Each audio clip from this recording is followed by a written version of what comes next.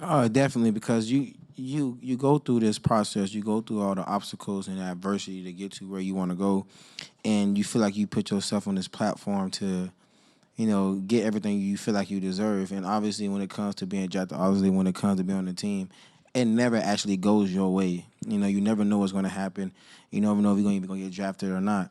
And throughout that process, like we said earlier, you get all the stacks and you get all the accolades, and you one of the top guys in the country. And then you do everything the right way, and then you don't even get invited to the combine. And then when you get that invite the last day, and then you go to the combine and you break records and you set standards that's gonna be hard to beat for years to come, and you feel like you did everything right. They say check off every single box, and you check off every box, and you feel like, you know what, I'm gonna go this high in the draft, or I'm gonna go this high in the draft. And even when you talking to the commissioner and you feeling like my time might be coming, then as you fall back, you think like, will I ever get drafted? Will I even get a shot?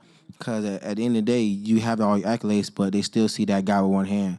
So it's now, should we even take a chance on him? So yeah, it was definitely nerve wracking. It was hard for me, and I had a moment where I just broke down because it's feel like I put my heart into it. I put everything I had. When people say go 100, I always did 120 because I had to.